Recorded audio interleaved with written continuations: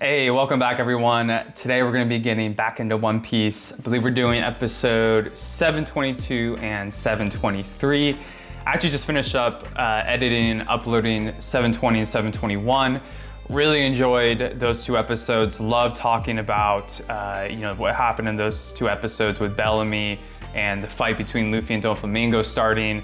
Kind of just to recap the character points.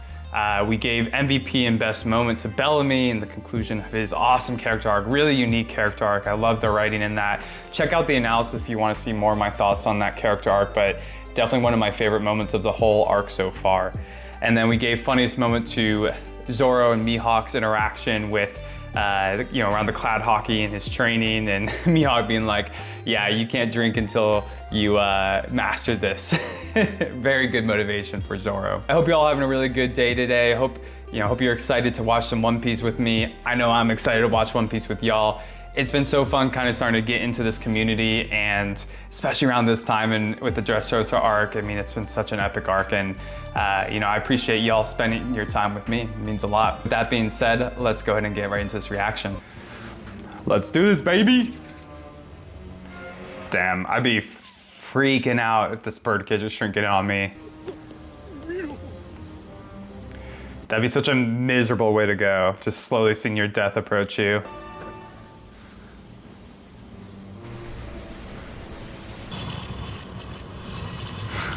It just looks like a rake.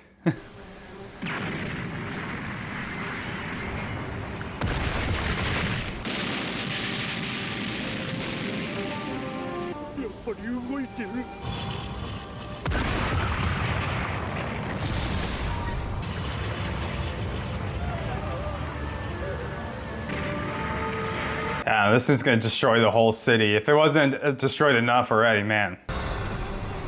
Yeah, it's like a huge claw going through it. Damn. Yeah, clean cuts across the board. This reminds me of like the cake videos where they make it like realistic items and then they cut it perfectly.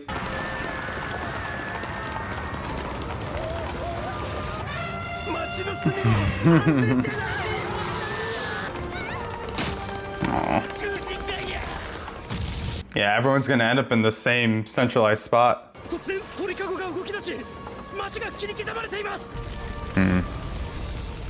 I wonder if the Admiral will be able to do anything about it, or if it's just like, we gotta defeat Doflamingo.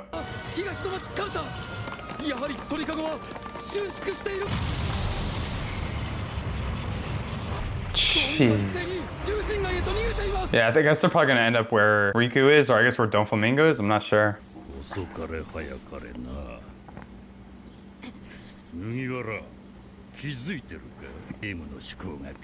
The plot of the game.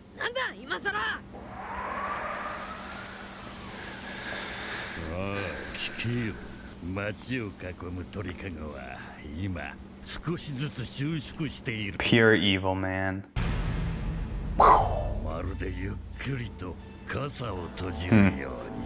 Yeah. Nah, it's like a battle royale circle shrinking. Come on.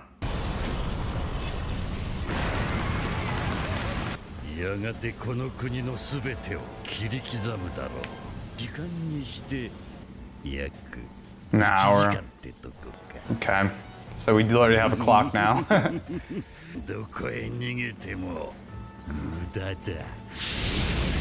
he's such a good villain. I know I've said that multiple times, but the magnitude of how evil he is, it's great. How dare you?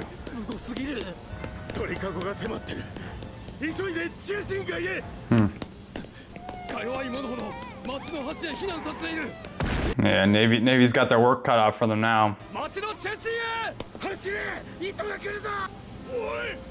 The gorilla.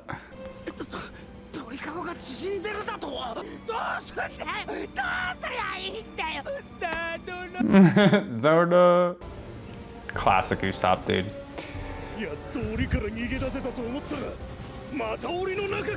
Yeah, that's a buzzkill.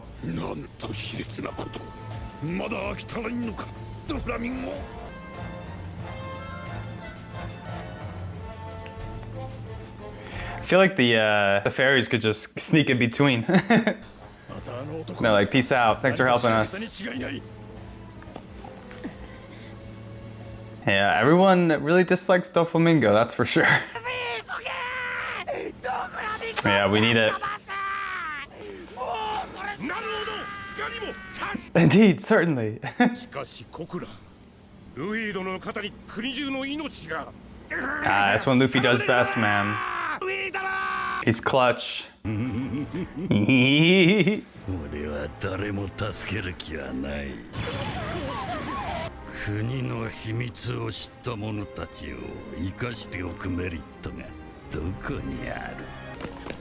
Sabo.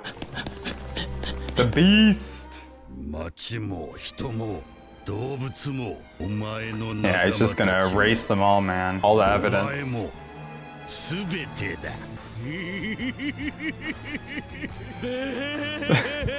Dude, Luffy's gonna lose it.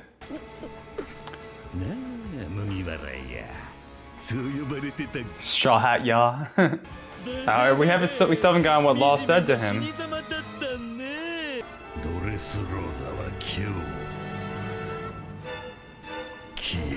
Damn. Bro, we don't want you to build another country. Here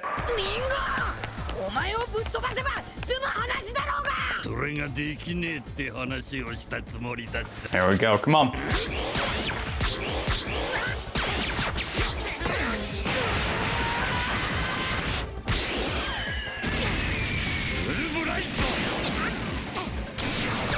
Damn, shit's intense.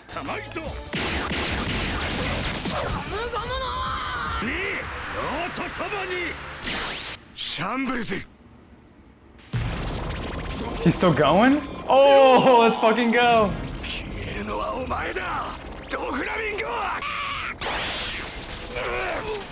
Oh, he's fucking shocked, bro.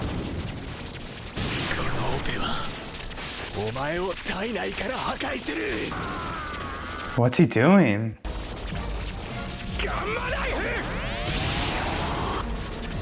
Oh shit, made him bleed, let's go.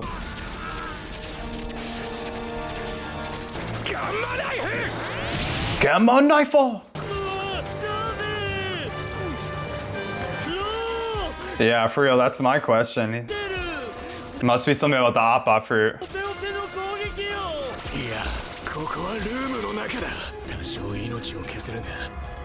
Destroy my life?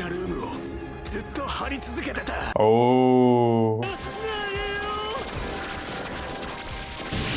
Damn, this is the longest stab ever. Okay, we're about to get the backstory.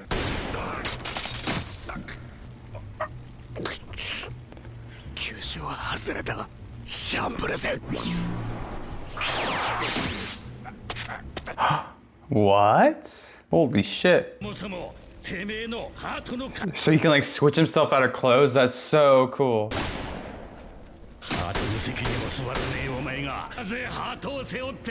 Wow, man. Yeah, damn. That guy just got the short end of the stick, that's for sure. Damn, that's such a slick move, man. The Appa fruit is such a cool power. Like, it has so many good uses. I feel like it'd be a really difficult one to fight against. All right, here we go.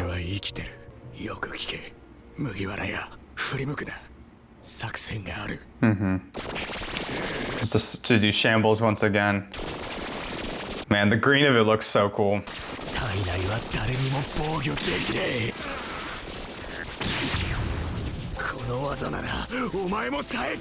Dude. Yeah, it's definitely doing something to him.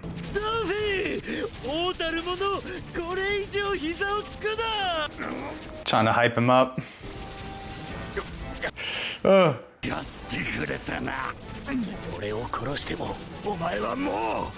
Yeah.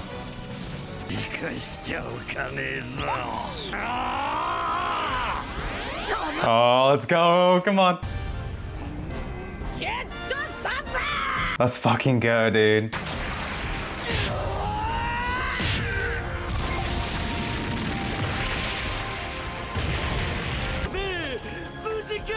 Oh, Treble, dude, Treble is ugly as fuck. Look at him. I mean, they ain't small fries, man. Take it easy. Ah, man, he did that all without a freaking arm, too. He got shot once and without an arm. It's a beast. I mean, MVP's already gotta go to fucking...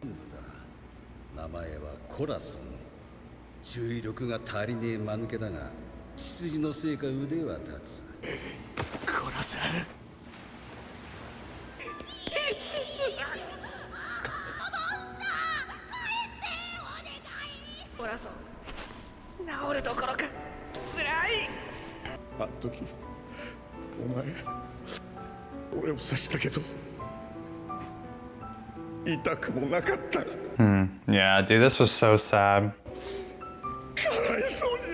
Corazon and Dofi being complete opposites.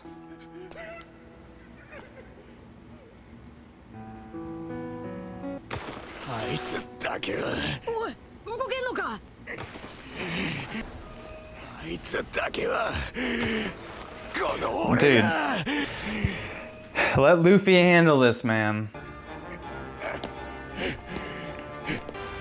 What are you gonna do like this? Loom. Take his heart.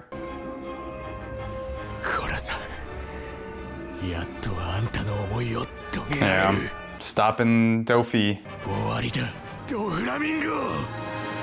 Ah.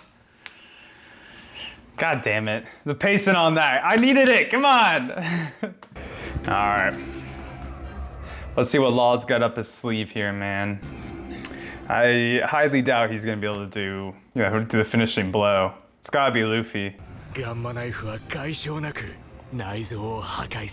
Ooh. Destroys your internal organs? What a line, dude.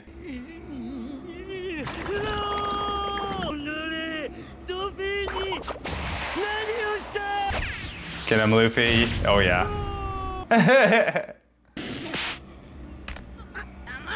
Yeah, watch his back. Damn, Doflamingo actually looks pretty messed up right now.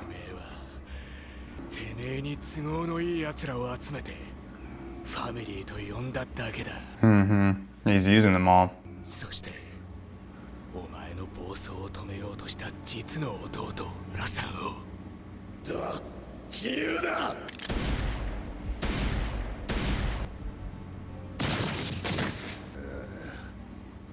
I love the look of Doflamingo back then. His hair spiky.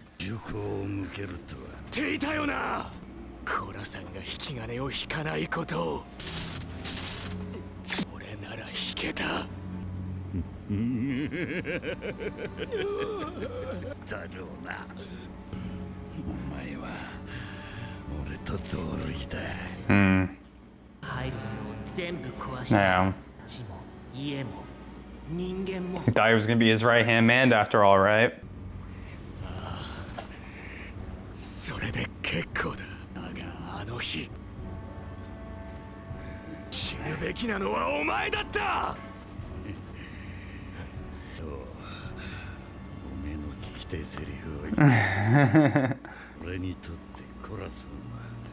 Bruh.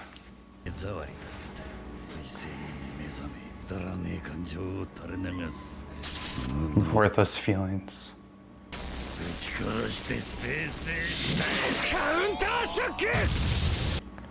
Oh man.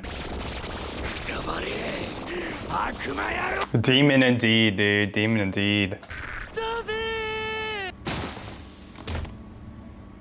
Holy shit, bro. Is it really gonna end like this?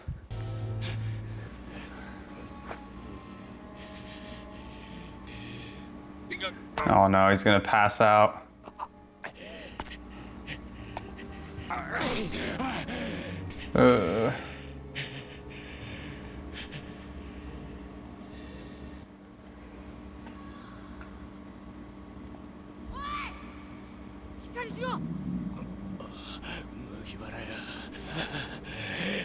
俺の心配なら無用だ。それよりドフラミンゴは。Yeah, he ain't dead. Fuck.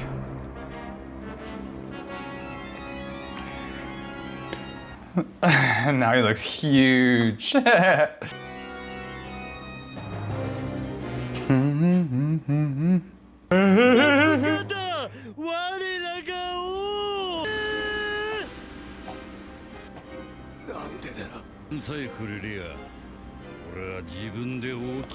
Huh. Oh, okay.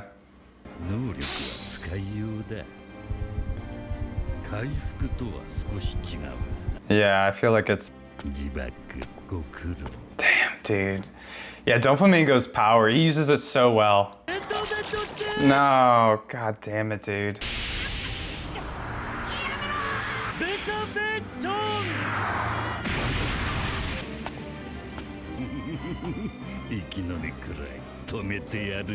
Oh shit.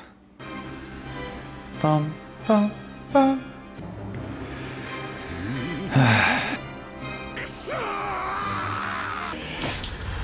Ooh, let's go. Good save, Luffy. Come on now. Oh, that's a cool shot. That's a thumbnail right there.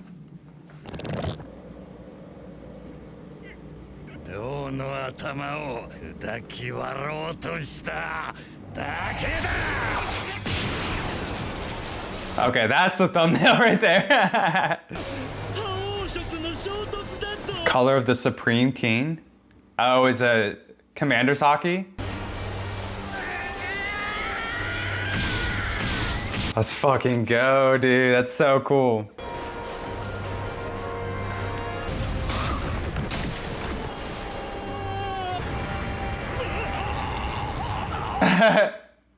He's like, please protect me.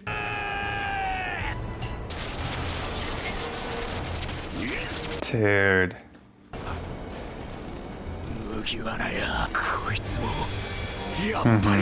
Conquers.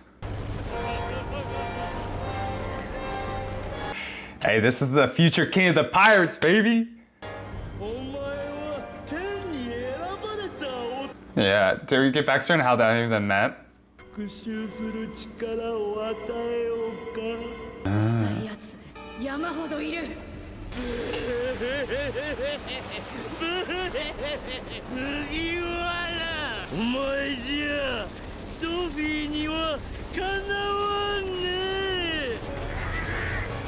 I don't know, they sound like they're both struggling. Backstory time? Yes. So they're the first ones you probably met. He's always been an ugly fuck.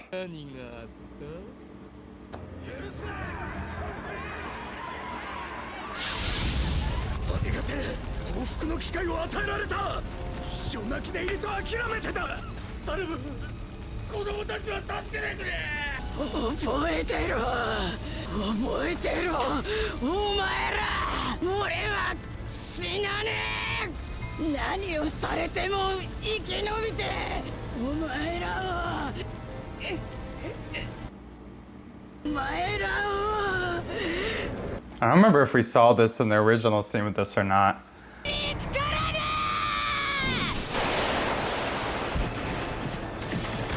Okay, I think this is new. I don't think we saw him use Conqueror's Haki, but I assume that's kind of how he got out of it.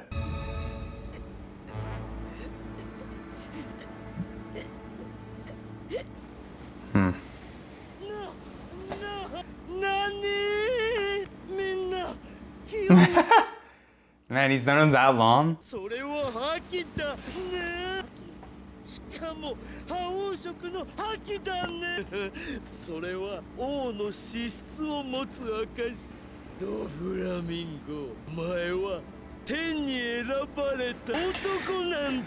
Yeah, it's one perspective. These divines chosen.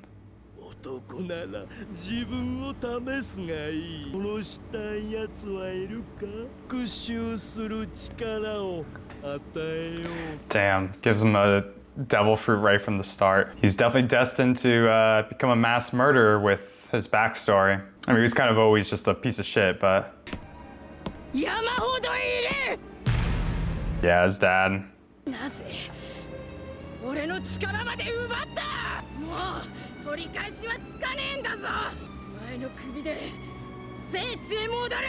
Doflamingo.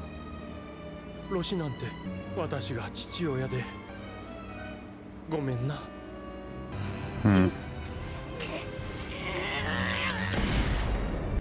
The dad had good intentions, man, but a little naive, that's for sure. ドフィーは違う。ものが違う。出生が狂気を育み、運命が怒りを呼ぶ。That's a good line. Ultimate evil, bro.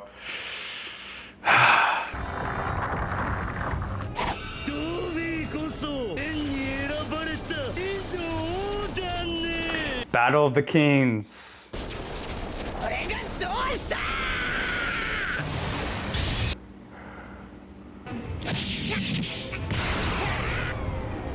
Oh man, let's fucking go.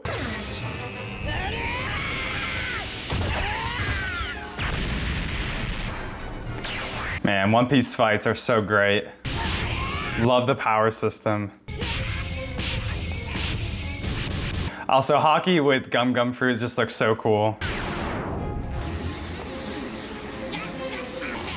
Think Luffy's not too strong now? He's keeping up with you, man. What?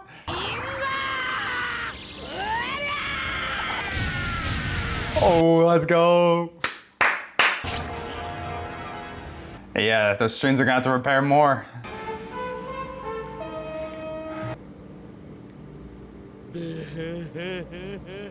I don't like that he's liking, or laughing, excuse me.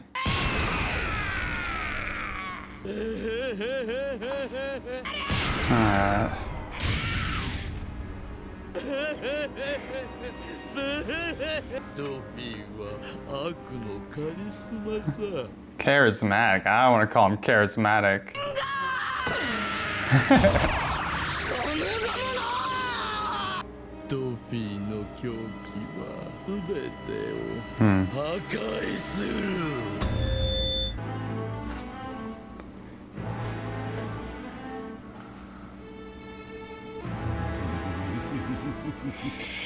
Oh man, it's making me nervous. Yeah, God, the laughing, man. The voice acting for the laughing is so good. He is mad.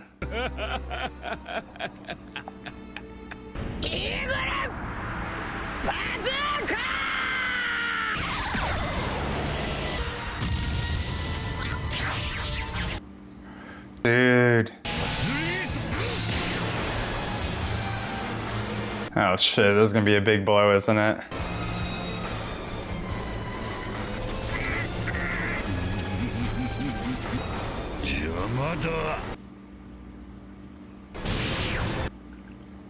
What? It's purple now?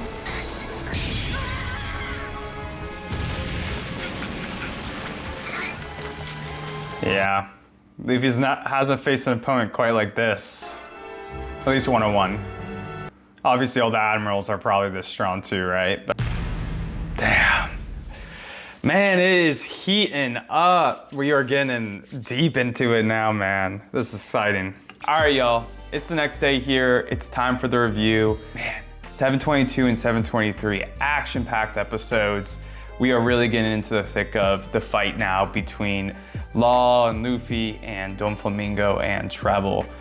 I mean, it's just ramping up. The stakes here are getting higher. Luffy and Law are revealing different strategies, so we're getting more information about Doflamingo and his stream power. I mean, it's been so sick. It really has been. Let's start in 722. So obviously 721 ended off on that cliffhanger with Law being alive and saying, like, you know, telling Straw Hat to wait to, obviously he has some plan here. And we don't really get that, the flashback to that until later in the episode of 722, but the way it's revealed is so cool. Before that though, one thing that's mentioned is, Doflamingo tells Luffy that basically there's an hour for the birdcage to close in before everyone's gonna die, right? And so we get a timer set here. I think that's gonna be a pretty integral plot line to the fight between Luffy and Doflamingo, because he's on a clock. He needs to get this done before everyone gets basically killed from the birdcage closing in. I think that's only going to motivate Luffy more, but it is a pretty cool element to add into the mix here that there's a timeline or a stopwatch before Luffy, or before everyone dies, and Luffy needs to defeat Dofi before that point. By far the coolest moment of 722 is the reveal of how Law is still alive and how he uses this against Doflamingo. Basically Luffy's charging in, and once again we get a shambles thrown in. And I think if this was normal circumstances, Doflamingo probably would have been able to counter at the time.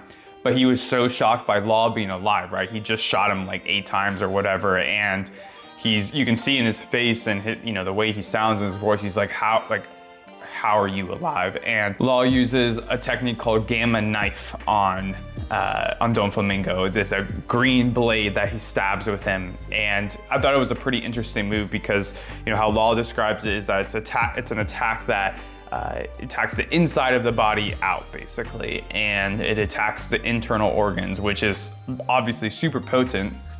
And a very, very good trick up his sleeve that he was holding on to. But even more so, the coolest part of this is kind of the background of how this all happened, because really we get more information, we get a flashback that Law used shambles after he got shot the first time to switch bodies with another Doflamingo soldier. And he was able to do it without switching, or I guess, yeah, he kept the clothes where they were, which is super, super cool. That's really useful.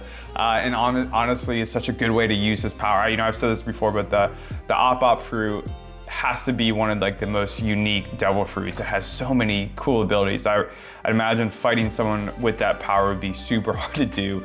But I thought that was a really unique way of using the power, get out of that situation, but even more so, kind of misdirect your opponent thinking that they already defeated you, right? That's the big thing here, is that Doflamingo thought he killed Law already. It's not even that Law survived, it's the fact that Doflamingo doesn't know he's alive, and that that gives Luffy and Law the ability to trick Doflamingo once again and deliver this blow. And they explain how he does this, right? He basically puts up a room so big that Doflamingo and Treble can't see it at all. And quickly they kind of add in a caveat here that he's probably shortening his lifespan a little bit, right? It can't be that overpowered that he can just do that and no one can even see the room that they're about to get attacked in, right? But it's very well done. He must have done it a long time ago, because I'd assume he did that before he switched bodies, right?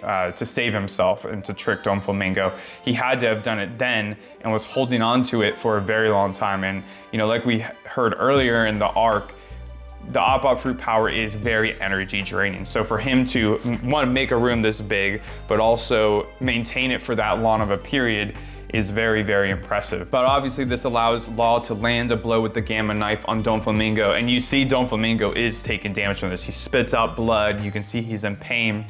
He's about to still try to take out Law with him, but then Luffy comes and hits him with the jet stamp, which was a sick moment. I love the look of Luffy coming up in Gear 2 behind Law. He looks so angry, looks so powerful, and then he delivers a strong blow to Doflamingo, and it actually knocks him over. I don't think the first time, I don't really remember exactly, but when Luffy punched him the first time, when they originally used the shambles technique, I don't remember if that actually knocked Doflamingo over. But there's kind of an importance here of Treble stressing that a king shouldn't be kneeling or shouldn't be knocked down. He definitely views Doflamingo as a king, actually, because of, I guess, his conqueror's Haki, which is, I guess, is kind of a good segue into 723, because this one had a lot of backstory on Doflamingo and more about his powers. And I thought 723 was a really, really juicy episode. First, one line I really liked was when Law says that he's basically gonna kill Doflamingo with this ability, and that he, even he can't defend himself against the gamma knife that, attacks him from the inside. And Law says, when a doctor says so, there is no doubt. And I just thought that was kind of badass. Obviously not true because Doflamingo comes back just a minute later, but I thought it was kind of a pretty cool one-liner. But we get a little bit more exposition between Doflamingo and Law here, talking about, kind of Law's motivations around coming after Doflamingo, and how Doflamingo ended up killing his own brother, and how, Doflamingo was like, well, he raised a gun against me, and Law was like, well, he would never pull the trigger, but I would. Right? He's like, I would do this to you now. I'll do what Corazon couldn't back then. I'll do it myself and fulfill what Corazon's ambition, which was to stop Dofi from committing, huge travesties, right? Doflamingo, in response to that, says, yeah, I think you would. You and I are the same, right? And it's really interesting because when we got the backstory of Law, we see him come to Doflamingo with a very similar attitude that Doflamingo has. He has so much anger towards people. He wants to just destroy everything, similar to how Doflamingo wants to destroy everything. But there are very drastic character differences here, right? And later in the episode, Treble, kind of describes Doflamingo's, power, right? Where it comes from. He says that he was born with madness, and then that he was given anger by what happened to him, by what fate he had in the world. And that has truly made him a demon, right? A king that is a demon. And I think Law has some similarities, right? I think he has the anger of what the world did to him, right? With the illness that he had back then, and how people perceived him from having that illness and treating him less than human.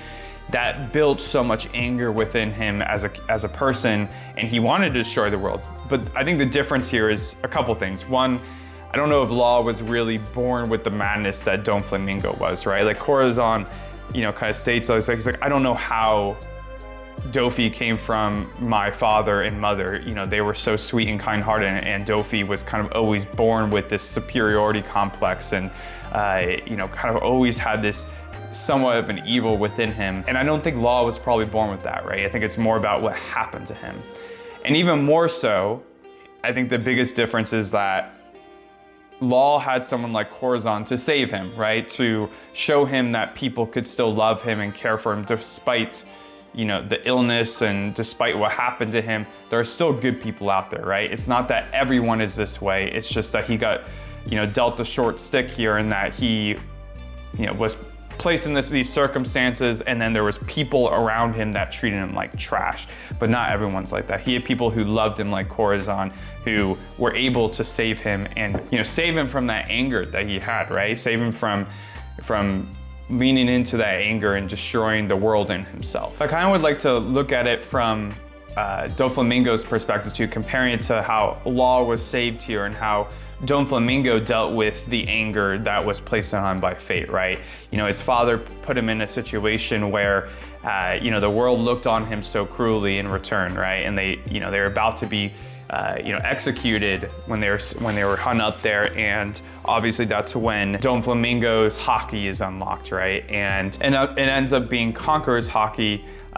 He goes to Treble after this all happens, after he saves himself from the villagers by knocking them all out. Treble says to him that he used Haki, but it was also color of the Supreme King, right? And I think that's Conqueror's Haki. I'm pretty sure that's what it is. It's been referred to as different things in the story so far, and I'm assuming there's a reason for that. But it's interesting because Treble presents Doflamingo with options here. He's like, do you want me to give you the tools, like the power with the string fruit, he puts it in front of him, and the tool, like the gun, to, basically take your anger out on the people who have hurt you, right? And I think it's a good contrast to Law and how Corazon treated him, right? Corazon helped Law. He seeked people to, save Law, to heal Law, to show Law that there's humanity in the world still. And he shows them that through his own love, right? He shows Law what compassion is, right? What love really is. Whereas Treble just gave Doflamingo the tools to take his anger out instead, right? Treble obviously is a little bit more evil himself, and he wanted to see this demon come out of Doflamingo, this demon king, right? And I wonder what could have happened if Doflamingo had someone more like Corazon, an elder like Corazon to show, to mirror love to him, to mirror that, even though you have all this anger and even madness in him from his birth, what may have happened in that situation. Like I said, there, I think Doflamingo already had madness instilled with him at his birth, and who knows, maybe even if someone tried to save him, it wouldn't have worked out, right? Maybe he was already gone at that point.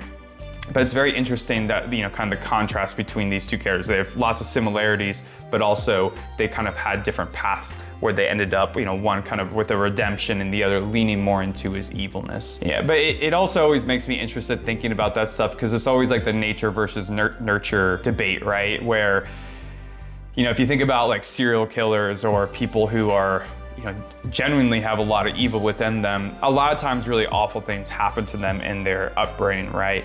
And that kind of instills the madness in them, the anger with them, the hate within them. A lot of times they go through a ton of rejection growing up, and there's lots of actual rational reasons why they would hate people in the world so much and do such awful things. But also there's, stories of serial killers who have always kind of been mad, right? Like they interview their parents or something, or someone who knew them well, and they're like, yeah, they kind of always were a little sadistic, right? Since the moment they were born, they've always kind of had a loose wire. It's always interesting to me to think about what the balance to that is. I've always been kind of someone who believes more in the nurture side of things. I think nature plays a big role, but I think nurture is the way that, people can become the healthiest versions of themselves. And I think everyone has the ability to find a healthy medium and within themselves, but that the world and what happens to us just doesn't allow for that a lot, right? Like there is a lot of, negative actions that humans take on each other. People can be really evil sometimes, but on the flip side, they can have a lot of love as well. And it's kind of what's shown to us that brings out the worst or the best in ourselves. I also really like Law's line about how, Doflamingo gathered people around him who were convenient to him and just called it a family. It reminds me a lot of, and this is a little bit of a spoiler alert, not a huge spoiler, but it reminds me of one of the demons in Demon Slayer. I think his name is lower 5. I think his name's Rui. He's the one that's kind of the spider demon who can use kind of almost a little like Doflamingo actually. They're kind of like strings, and he like cuts people up, and there's spiders in his family and stuff. But he collects demons around him that he treats like they're his family. Like he's like kind of like plain family, but there's not really any actual like family bonds within it, right? It's all done through terror and fear and him kind of ruling over everybody, instead of it being like a loving and caring family. It's very much a facade, right?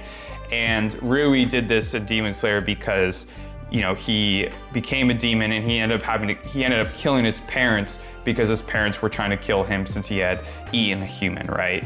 And he kind of did that because he thought his parents were evil for wanting to kill their own son. He was trying to replace his father and mother figure, siblings he could have potentially had through, being a demon and kind of gathering, convenient people to him, similar to Doflamingo.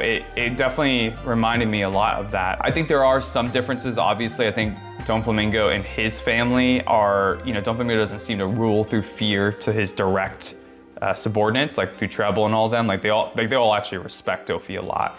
And that's probably because they have much more evil within them as well.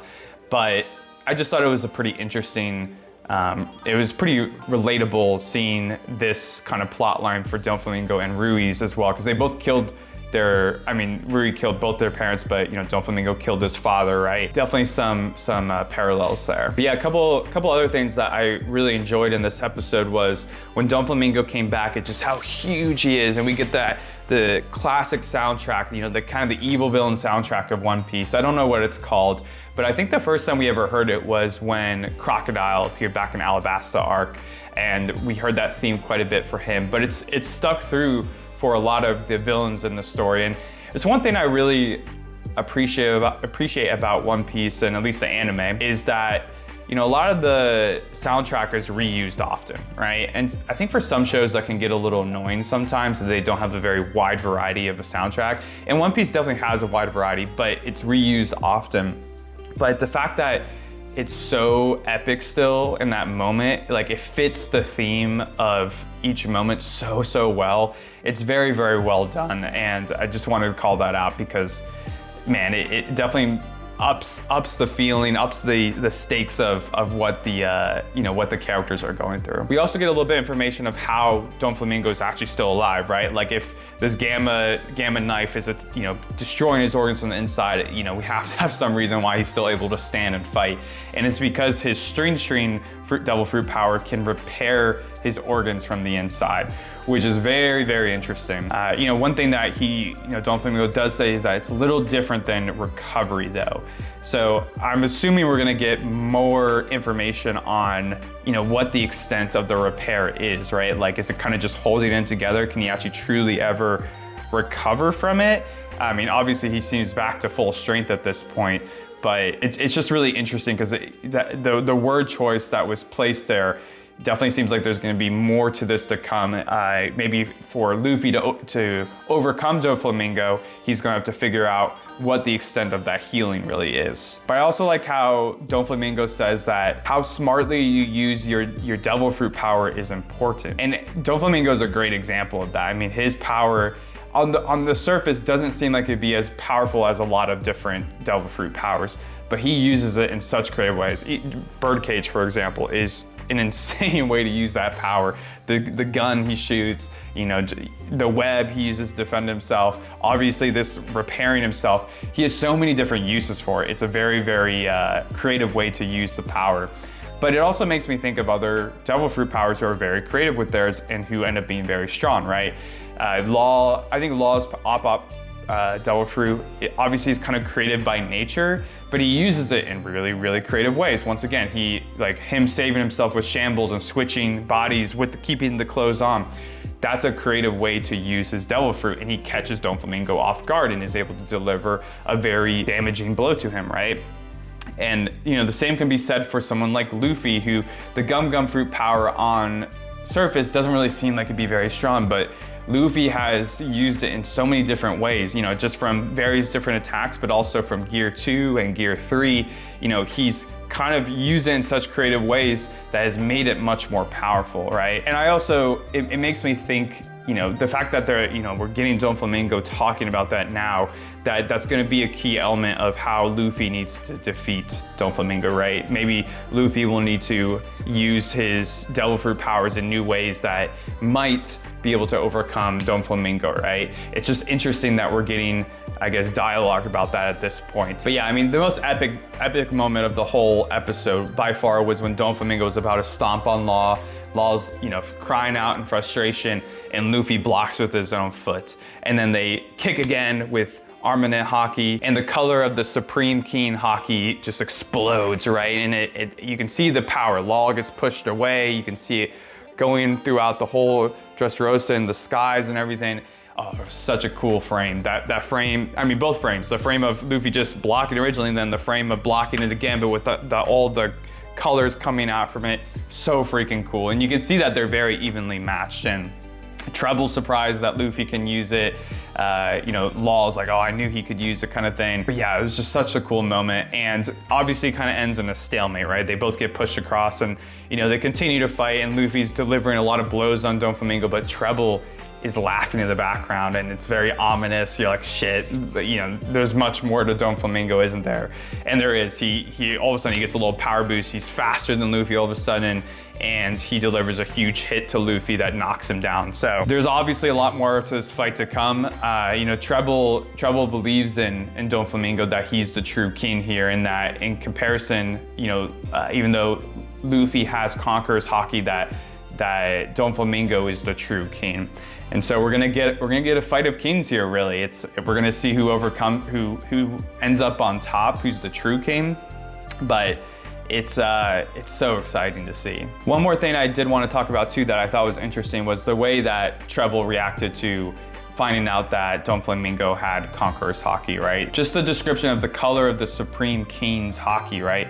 The Supreme King and the idea of that, it's so relatable in, in what I was taught growing up, what we learned in history about how civilizations kind of had like the divine right of kings to rule, right? Like a lot of times people were chosen to be in power because they were born into a certain family or, whatever it might be, or like by a priest gift, kind of saying that this is the king, right?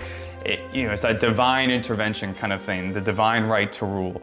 And for a lot of periods, a lot of civilizations, really awful people use that as their justification to do whatever the hell they wanted to do, right? They did awful things because God chose them to do it, right? And it's kind of a convenient way for somebody to justify being evil, really, and doing bad things because they're more than human. They're God. They get to judge the people below them. But, you see the opposite of that in someone like King Riku, right? Who is so human, like he's just like all the other villagers, he has so much humanity to him. He struggles, but he shows it. He shows him his emotions. He's modest, right? He's not power hungry. He definitely doesn't believe himself to be a god, right? He definitely lowers himself to the standard of what just a human is. And I love the contrast there between Doflamingo and Riku, and thinking about history and how this like divine power really has been used as a tool in the past to do some terrible things. But yeah, with that being said, let's do some character ratings. MVP, I'm gonna give it to Law. I think the whole shambles move, him getting out of the situation to kind of trick Doflamingo that he was shot and then coming back and delivering the Gamma Knife blow. So sick. Just such a creative way to use his power. I'm gonna give that to him. And even though it doesn't kill Doflamingo, it is a huge turning point for the fight, and it has to be the top. Best moment, I think the best moment of the whole episode is Luffy and Doflamingo colliding with their Conqueror's Haki. It's just so freaking epic. The frame there, the picture of it is so cool. I don't think we've gone a fight of this scale with Luffy versus someone. He's faced really strong opponents such as admirals and stuff when he wasn't ready to, but this is like two extremely powerful figures clashing, and it's just so epic to see. Funniest moment, there really isn't a funny moment in this episode. These episodes, it was completely serious, so I don't think I can give a funniest moment in these episodes. So maybe the next episode we'll get a little bit comedic relief. We'll see. We'll give it to Panhead. He's back again. That guy's a geek, dude. But yeah, I think that'll do it for this reaction and review. I appreciate y'all being here to watch with me. Let me know what y'all think in the comments down below. Man, just such an epic episode. And guys, the next few episodes are gonna be fire. I can feel it. Subscribe if you wanna follow along for more, if you wanna see the next few episodes and how crazy they're gonna be. I'm excited to see them. But yeah, appreciate y'all being here. Hope you have a great rest of your day wherever you're at, and I'll catch you next time. Peace.